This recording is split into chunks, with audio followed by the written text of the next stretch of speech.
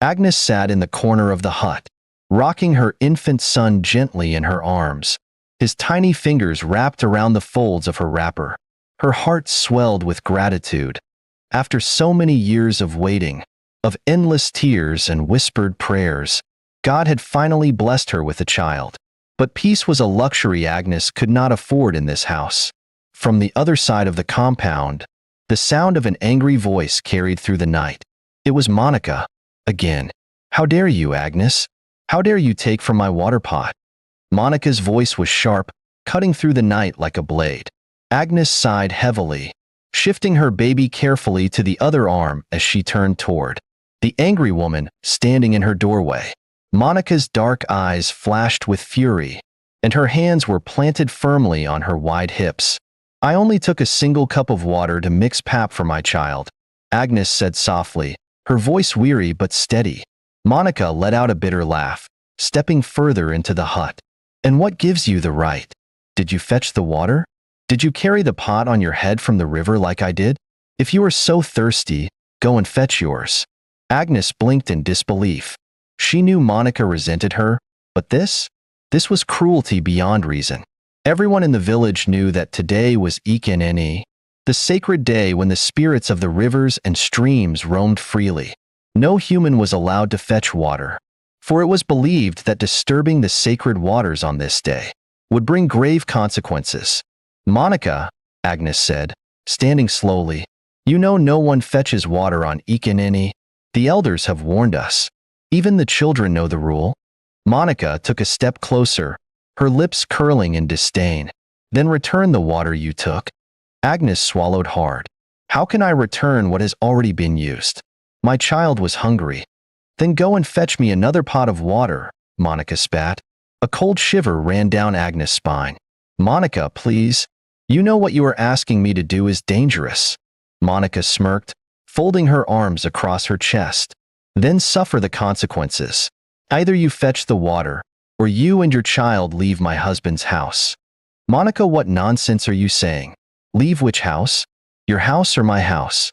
"Your house. I will tell the whole villagers that she stole from my pot of water. You know what happens to thieves. They will stone her to death." Monica opened her mouth to scream, but her husband rushed and covered her mouth with his palm. "Monica, when are you going to change? Are you not tired of being this cruel to your fellow woman? She took only one cup of what? Tell her to give me the water." Monica interrupted their husband. Agnes felt her knees go weak. She had endured so much already. Monica had always hated her, always sought to make her life unbearable. But this was pure wickedness. Tears welled in her eyes as she looked down at her sleeping son. Could she risk it? Could she defy the spirits and step into the forbidden waters just to prove a point to Monica? She had no choice. "Look after him. Tell him after his mother if I do not return. Do not stop loving him."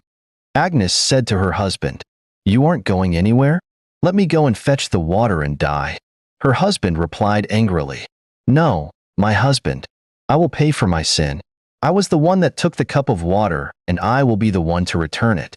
Heart pounding, Agnes picked up an empty clay pot, tied her wrapper tightly around her waist, and stepped out into the cold night. The path to the river stretched ahead, dark and eerie, illuminated only by the pale light of the moon. As she walked, her breath quickened. Every rustling leaf, every chirping cricket felt like a warning. The village stories haunted her mind, tales of those who had dared to defy the spirits and had never returned. But she could not turn back. She was halfway there when she saw them. The spirits, tall, shadowy figures stood before her, their glowing eyes fixed on her trembling form. Agnes' legs buckled, and she fell to the ground, pressing her forehead to the soil in complete submission. Her voice came out in a desperate song, a plea that echoed through the night. "It is not my will, O great spirits, forced by the wickedness of my co-wife. I come with shaking hands. Forgive me, I beg thee." The spirits whispered among themselves, their voices like the rustling of dry leaves. Then, to Agnes' astonishment, they parted, allowing her to pass. Tears streamed down her face as she rose, clutching her pot close to her chest. The river lay before her, shimmering under the moonlight, waiting to decide her fate. Agnes' fingers trembled as they gripped the clay pot, her bare feet pressing into the cool earth. The night was still, unnaturally so, as if the entire village held its breath, waiting for something unseen to unfold. Her heart pounded in her chest. No one in their right mind walked to the river on Ik Inini, the sacred night when spirits roamed freely. The path before her was narrow, swallowed by the towering shadows of ancient trees.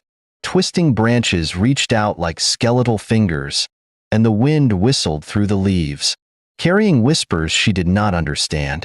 But she had no choice. Monica's voice had echoed in her mind ever since their argument. "You must fetch that water back." Agnes had begged, pleaded, but Monica had crossed her arms, her eyes cold. "I don't care about your excuses. If you can take from my pot, you can return what you took." Agnes had known what it meant. No one fetched water on Ik Inini. It was a night for spirits, a night for the river gods to claim their domain. If a human wandered into their path, the consequences could be unimaginable. But Monica had smirked in triumph. "If you're too afraid, then you should not have touched my water." Tears stung Agnes' eyes as she took a shaky step forward, then another. The village huts disappeared behind her, and the thick forest swallowed her whole. She whispered a prayer under her breath. "God, see my suffering. Let the spirits have mercy on me." She had barely walked 5 minutes before the wind changed again. A sharp gust rushed past her, carrying with it a chilling presence. The air turned thick, heavy, pressing down on her shoulders. Agnes halted, gripping her pot tightly as a strange figure emerged from the trees. It was neither human nor beast. Tall, impossibly tall, with glowing white eyes and skin as dark as midnight. Its robes billowed, though there was no breeze. Agnes felt her legs give way beneath her. She dropped to the ground, pressing her forehead to the cool earth. A voice, deep and echoing, surrounded her. "Who dares to walk this path on Ik Inini?" Her voice shook as she responded. "O great spirit, I do not come of my own will. My co-wife, Monica, forced me here because I took a cup of water to feed my child. I am only a mother. Please, have mercy on me." Silence. Then, the spirit spoke again. "Your heart is humble, and your suffering has been heard. You may pass." Agnes exhaled, barely able to believe it. The spirit stepped aside, fading into the trees as though it had never been there. Agnes rose shakily, clutching her pot. She walked forward, but her journey was not yet over. The deeper she went, the colder the air became. Then, rustling. Agnes stiffened. The bushes trembled. A creature slithered out, its body long and black, shining under the moonlight. A serpent, but not an ordinary one. Its eyes gleamed gold. Its body stretched longer than any snake she had ever seen, thick as a tree trunk. It coiled in the middle of the path, blocking her way. Agnes' breath hitched. She knew what this was. The guardian of the sacred river. Few had ever seen it, and lived to tell the tale. The snake raised its massive head, staring at her. "Why do you come to the waters on this forbidden night?" Agnes trembled, collapsing to her knees. Her voice shook as she sang in a desperate plea. "O great guardian, my heart is pure. I do not come to offend the spirits. It is my co-wife who sent me here. She is cruel. She despises me. She wishes to see me suffer. Please, Great One, do not let me perish." The serpent's golden eyes studied her. Then, to her surprise, it spoke softly. "Your co-wife is wicked, but your heart carries no pride, no arrogance. You do not challenge the spirits."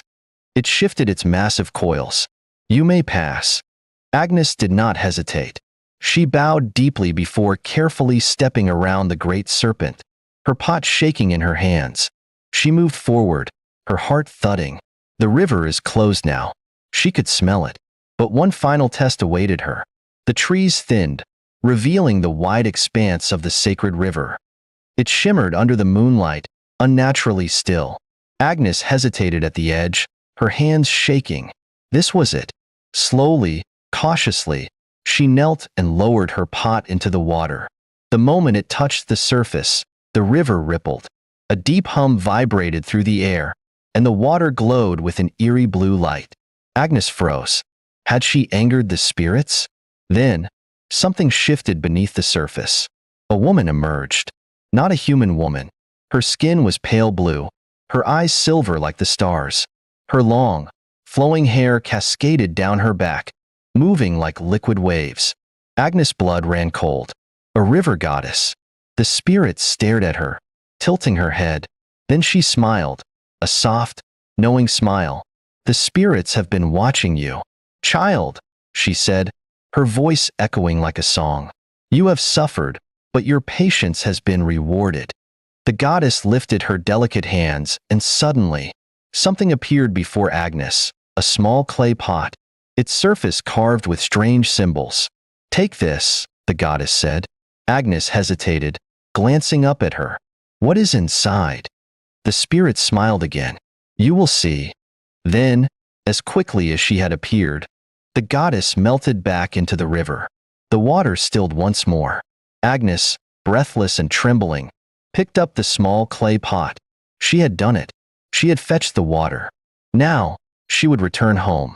She turned and began the long journey back, unaware that her life was about to change forever. Agnes held the sacred pot close to her chest, her heart still thudding from everything she had encountered. The spirits had shown her mercy, but the night was not over yet. She still had to make it home. The path back to the village felt longer than before. The trees loomed larger, their shadows stretching like grasping fingers under the pale moonlight. The silence was thick, filled with an unsettling stillness, as though unseen eyes watched her every step. Her legs ached, but she pressed on. She had done what Monica demanded. She had fetched water. But instead of being broken, humiliated, or lost forever, she carried something more. A gift, a mystery. And yet, fear still gripped her heart. Would Monica believe her? Would she take the water and laugh, claiming victory over her? Agnes shook her head. None of that mattered now. She had faced the spirits, bowed before the great serpent, and stood before a river goddess. She had survived. As she walked, she whispered prayers of gratitude, her lips barely moving. Oh, merciful spirits, I thank you. Oh, great guardian, I am grateful. May your kindness follow me home. The further she walked, the lighter her heart became. The trees began to thin. She could see the distant flicker of the village fires. She was almost home. Inside their shared compound, Monica paced back and forth, her brows knitted in impatience. It had been hours. The village was asleep, yet she could not. She had expected Agnes to return weeping, ashamed, defeated, or perhaps not return at all. A small smirk curled at the corner of her lips. Maybe the river swallowed her. Maybe the spirits took her as punishment. Monica folded her arms. Serves her right. She had always hated Agnes. Hated the way their husband, Peter, loved her. Hated the way she was kind, soft-spoken, and respected by the villagers. For years, Agnes had been barren, and Monica had taken pleasure in that. Then, one day, God answered Agnes' prayers. She had a son, and Monica's hatred burned even deeper. She sneered, glancing toward the hut where Agnes' baby slept. That child should never have been born, she muttered under her breath. Suddenly, footsteps. Monica froze, her ears sharpening. Then, from the darkness of the compound, Agnes stepped into the dim light of the burning firewood. Her clothes were covered in dust. Her hair was wild, but she was alive. Monica's smirk vanished. Agnes had returned, with water, and something else. A small clay pot, clutched tightly in her arms. Monica narrowed her eyes. What is that? She snapped. Agnes did not answer. She was tired, too tired for arguments. Without a word, she walked past Monica and entered her hut, locking the door behind her. Monica scoffed. Nonsense. She turned away, shaking her head. She would deal with Agnes later. For now, she needed sleep. Inside her small hut, Agnes placed the sacred pot carefully on the floor. Her baby stirred in his bamboo bed, making small noises in his sleep. She knelt beside him, brushing his tiny fingers. Oh, my son, she whispered. You will never suffer as I have suffered." Her heart swelled with love, mixed with exhaustion. Then, her eyes drifted back to the pot. The river goddess had said, "You will see." What did she mean? Agnes hesitated. Her hands trembled as she reached for the pot. Slowly, carefully, she lifted it. Then, she smashed it against the red earth ground. A loud crack echoed in the small room. And then, a miracle happened. The moment the pot shattered, a golden light exploded from within. Agnes gasped, stumbling backward as the room filled with a dazzling glow. From the broken pieces, something spilled out. Not water, not ashes, but gold, jewels, silver, money. More money than Agnes had ever seen in her life. She covered her mouth with shaking hands, her eyes widening in disbelief. This cannot be real," she whispered. But it was real. The spirits had rewarded her. Her suffering had ended. Tears welled up in her eyes, and for the first time in years, she wept, not out of sorrow, but out of joy. She bent down, running her fingers through the riches, feeling the weight of a new destiny resting in her hands. She, the woman who had been mocked, humiliated, and cast aside, had been chosen by the spirits. She was no longer poor. She was no longer a woman to be pitied. Her life had changed, forever. Then she beckoned Monica, her co-wife, and her husband to join her and see what she saw. At the sight of everything on the floor, Monica froze and her lips trembled as she talked. Her husband's eyes widened in horror. "What's this?" Monica questioned, staring at the things on the red earth floor. "One of the spirits gave me a pot and said that I should break it when I got home. I followed the instructions, and this is what I saw after I broke the pot." Agnes explained. "Just like that?" Monica muttered. "Yes, just like that," Agnes answered. Her husband swooped low and ran his finger across the whole thing on the floor. He picked up a gold and faced Agnes. "I have always known that the gods will favor you. I was afraid when you left, but now I am happy. You are the best wife," her husband said, and his words punched Monica on her stomach. She felt like descending on their husband. Then she sighed and left angrily. Monica could not sleep. She tossed and turned, her mind raging like a storm. The image of Agnes breaking that pot, of gold and riches, spilling out like rain, was burning in her brain. She gritted her teeth. "It should have been me. I am the one with many children. I am the one who deserves to be rewarded." She sat up suddenly. The room was dark. Her children lay sleeping, their soft breathing the only sound. Her heart pounded with greedy excitement. She could not wait till morning. She would go now. She would not waste another second. If Agnes had found her fortune, then Monica would find something greater. Her eyes gleamed with determination. "By morning, we will be the richest family in this village," she whispered. With that, she grabbed her pot and stepped into the night. The village lay in deep silence, bathed in silver moonlight. Monica moved swiftly, her pot clutched tightly in her arms. She ignored the eerie hush, the cold breeze that whispered through the trees. She did not care that the sacred night belonged to the spirits. "The spirits do not scare me. They cannot stop me." Her feet pounded the earth as she hurried toward the forest path. In the distance, the river called to her, its shimmering waters reflecting the moon. She quickened her steps, but then, a rustling sound, a cold gust of wind, and suddenly, a figure appeared on the path before her. Monica froze. A tall, hooded figure stood in her way, draped in mist. Its presence was unnatural, its form shifting like smoke in the wind. When it spoke, its voice was deep and hollow, echoing through the trees. "Who walks the forbidden path on the night of the spirits?" Monica straightened her shoulders. She was not afraid. "It is I, Monica. Move aside." The spirit did not move. "No mortal fetches water on this night. Turn back, woman, before it is too late." Monica scoffed. "Too late for what? Do you think I fear you? Get out of my way." For a long moment, the spirit was silent. Then, slowly, it stepped aside. "Go forth, arrogant one. But remember, no one returns the same from this journey." Monica smirked.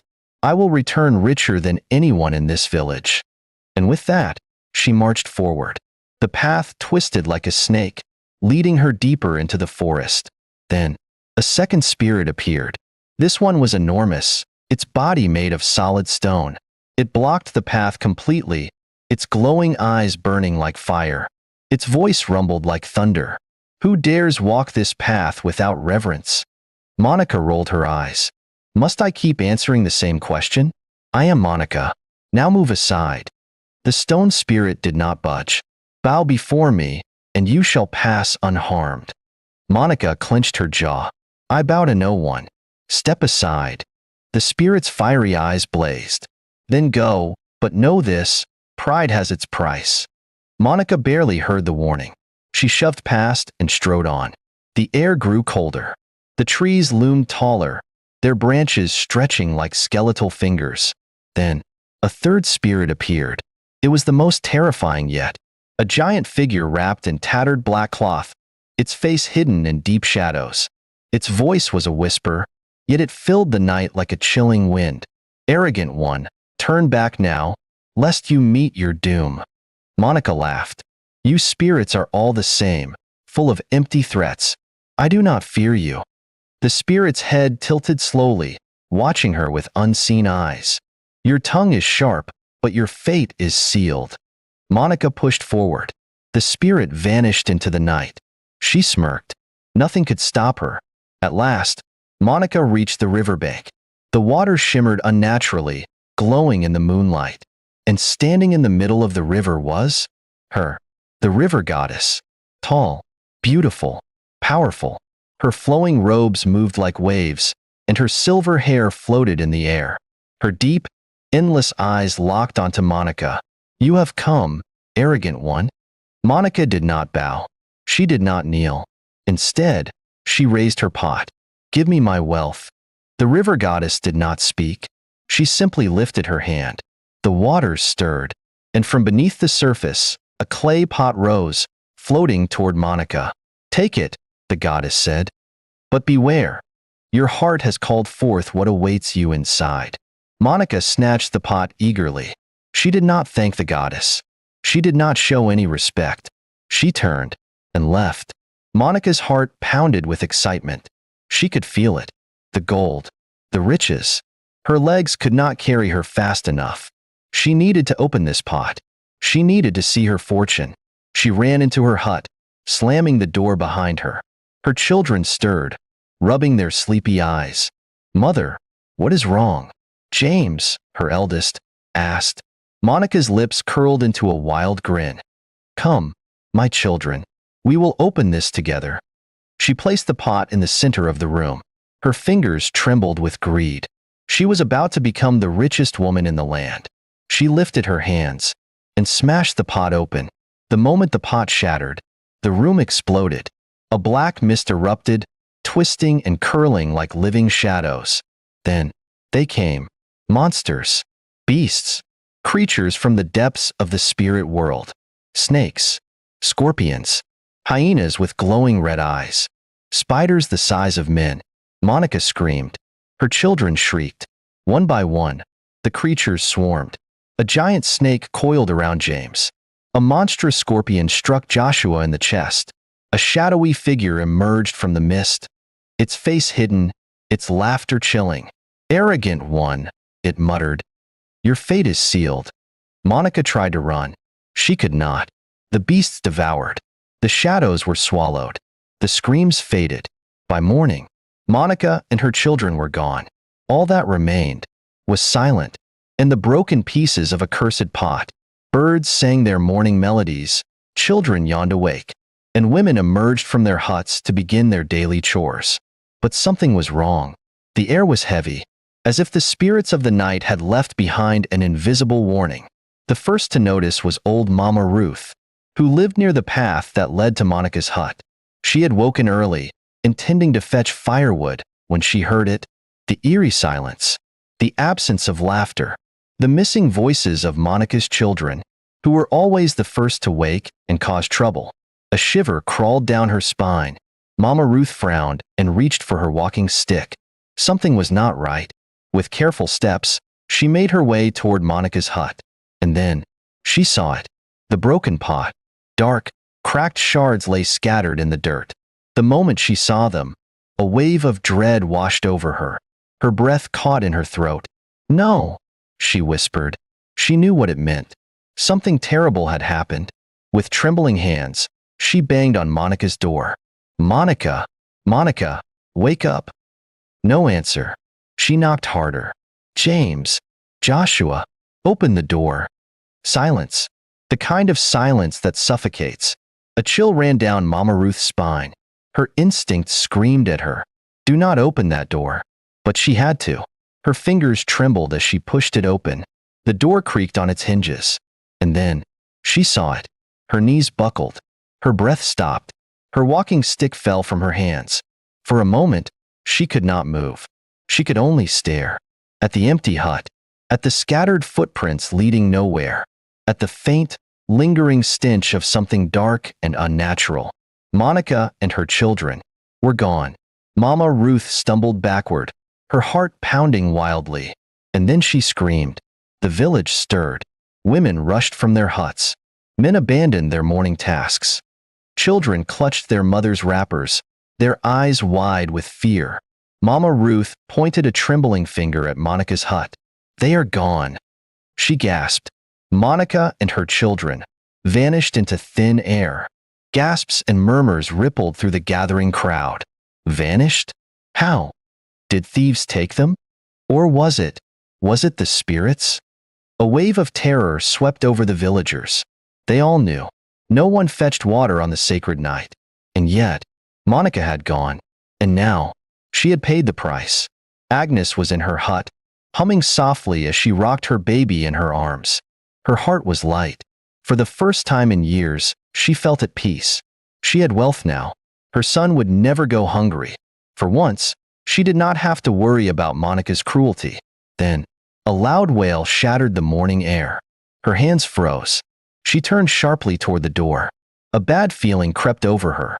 She could hear people shouting. Her neighbor, Mama Nkechi, suddenly burst into the hut, breathless. "Agnes! Agnes!" She panted. Agnes's heart clenched. "What is it?" Mama Nkechi's face was pale with fear. "Monica! Monica and her children. They are gone." Agnes stiffened. Her arms tightened around her baby. "Gone?" she repeated, her voice barely a whisper. "Yes. No one knows how. But she fetched water last night, on the sacred night." A sharp chill passed through Agnes. She closed her eyes. She remembered her own journey to the river. The spirits. Their warnings. Their mercy. She had bowed. She had respected them. But Monica had mocked them. Agnes's fingers trembled slightly as she stroked her baby's cheek. "So it has happened," she murmured. Mama Nkechi stared at her. "Agnes, what do you mean?" Agnes hesitated. Then, slowly, she whispered, "The spirits have taken their revenge." By midday, the village square was crowded. The elders had been summoned. Men and women gathered in hushed whispers. The head elder, Baba Chakwudi, sat on a wooden stool, his ancient face carved with wisdom. His sharp eyes swept over the villagers. "Tell me everything," he commanded. Mama Ruth stepped forward, her voice shaky. "I think she went to the river last night. On the sacred night." Gasps echoed through the crowd. Baba Chakwudi closed his eyes for a long moment. Then, he sighed. Then she sealed her own fate. The villagers shivered. The elder's words held finality. Monica mocked the spirits. She did not show respect. And so, the spirits have taken what was theirs. Silence fell. For a long time, no one spoke. Then, a small, trembling voice broke the silence. "What about Agnes?" The crowd turned. A young man pointed toward Agnes's hut. "She also fetched water on the sacred night, but nothing happened to her." "Why?" Murmurs spread. Some nodded. It was true. Agnes had gone on the same night. Yet she was alive. She was wealthy. Had she cheated the spirits? Had she made a deal with them? All eyes turned to Baba Chakwudi. The old man studied Agnes from afar. Then, he spoke. She was given a test, and she passed. His gaze swept over the crowd. The spirits do not punish without reason. They saw her humility. They saw her reverence. They rewarded her. His eyes darkened. But Monica was arrogant. She did not bow. She did not fear. And now, she is no more. A chill ran through the villagers. They understood. The spirits had made their judgment, and no one could question it. That night, the village was silent. Mothers held their children close. Fathers whispered warnings over their evening meals. Never mock the spirits. Never defy the sacred rules. For arrogance brings destruction. And so, the tale of Monica's fate was passed from generation to generation. A warning, a lesson, a reminder that in the eyes of the spirits, pride always meets its fall. Hello champions, I hope you enjoyed the stories. Please hit the like button, leave a comment below, and subscribe to our channel. Thanks for watching and listening to our stories.